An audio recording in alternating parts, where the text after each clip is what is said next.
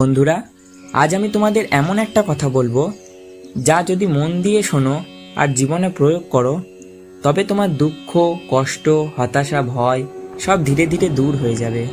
এটা কোনো গল্প নয়, এটা কোনো কল্পনাও নয়, এটা ভগবান কৃষ্ণের মুখের বাণী, যা আজ থেকে প্রায় 5000 বছর আগে কুরুক্ষেত্রের যুদ্ধক্ষেত্রে বলা হয়েছিল।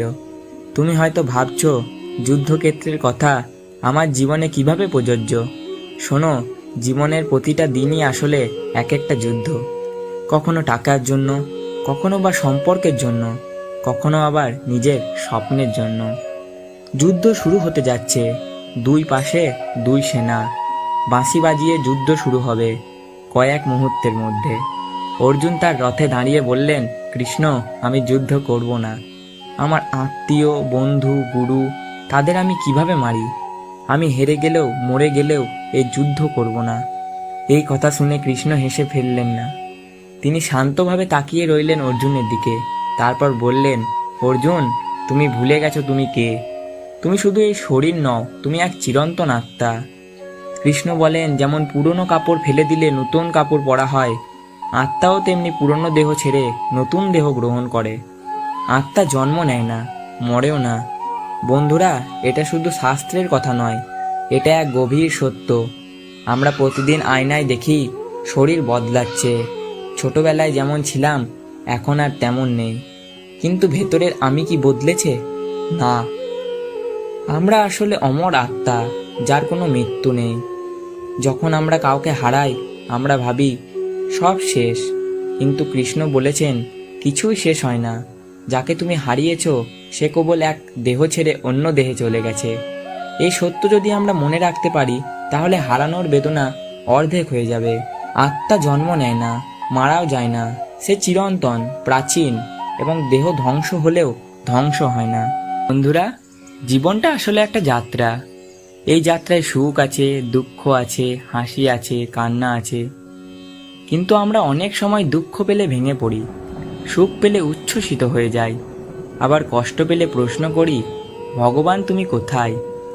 আজকের এই কথায় আমরা কৃষ্ণের বাণী শুনব, সেই বাণী যা 1000 বছর আগে বলা হলেও আজও ঠিক ততটাই প্রাসঙ্গিক। কুরুক্ষেত্রের যুদ্ধক্ষেত্রে দাঁড়িয়ে অর্জুনের চোখে জল। সে বলছে, কৃষ্ণ, আমি যুদ্ধ করব না। আমার নিজের আত্মীয়, গুরু, বন্ধু, আমি তাদের মারতে পারবো না। কৃষ্ণ তখন শান্তভাবে বললেন, অর্জুন, তুমি শরীরকে আসল মনে করছো, কিন্তু আসলে তুমি শরীর নও। আত্মা জন্ম নেয় না, আত্মা মরেও না। তুমি যা হারাচ্ছ ভাবছো, আসলে তা কখনো হারায় না। সম দুঃখ সুখং ধৈর্যবান। দুঃখ ও সুখে সমভাবে থাকা একজন যোগীর লক্ষণ। কৃষ্ণ বলেন, অর্জুন, যদি তুমি দুঃখে ভেঙে পড়ো আর সুখে অহংকার করো তবে তোমার মন শান্ত থাকবে না। মন শান্ত না থাকলে তুমি সত্যিই কিছু অর্জন করতে পারবে না। অর্জন জীবনের সাথে মিল। আমাদের জীবনে যখন চাকরি হারায়, সম্পর্ক ভেঙে যায়, স্বপ্ন ভেঙে পড়ে, তখন আমরা হতাশ হয়ে যাই। কিন্তু কৃষ্ণ শেখান, তুমি যা করছো সেটাই তোমার কর্তব্য। ফল নিয়ে চিন্তা করো না। একটি মাত্র শিক্ষা আমরা ধরে রাখতে পারি, যার ফলে আমাদের জীবন বদলে যাবে। গীতায় কৃষ্ণ বলেছিলেন, তুমি শুধু তোমার কর্ম করো, ফল নিয়ে চিন্তা করো না। এটা শুধু যুদ্ধক্ষেত্রের জন্য নয়, অফিসের কাজ, পড়াশোনা, পরিবার, সব কিছুর জন্য প্রযোজ্য। কৃষ্ণ বলেন, যে ব্যক্তি বাইরের বস্তুতে সুখ খোঁজে সে কখনো শান্তি পায় না। আসল সুখ আসে ভেতরের শান্তি থেকে। আমরা নতুন ফোন, বড় বাড়ি, বেশি টাকা এসব পেলে ভাবি সুখী হব, কিন্তু কিছুদিন পর আবার মনে হয় কিছু কম আছে। কৃষ্ণ বলছেন, সত্যিকারের আনন্দ তখনই আসে যখন আমরা অন্তরে ভগবানকে অনুভব করি। বিদুর ছিলেন মহাভারতের একজন জ্ঞানী মন্ত্রী। তিনি দরিদ্র হলেও কৃষ্ণ যখন তার বাড়িতে এলেন, বিদুর শুকনো কলার খোসা খাইয়ে ছিলেন তাকে, আর কৃষ্ণ হাসি মুখে তা খেলেন। কারণ কৃষ্ণ জানেন, ভালোবাসা, ভক্তি আসল উপহার। সংসার ত্যাগ নয়, মন ত্যাগই মুক্তির পথ। গীতায় কৃষ্ণ বলেছেন, সংসার ত্যাগ করো না, সংসারে থেকেও মুক্ত হও।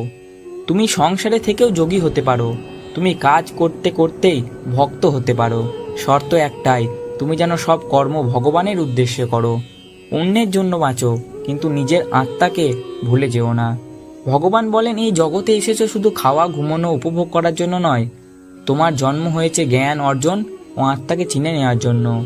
নিজেকে জানো, এটাই প্রকৃত ধর্ম।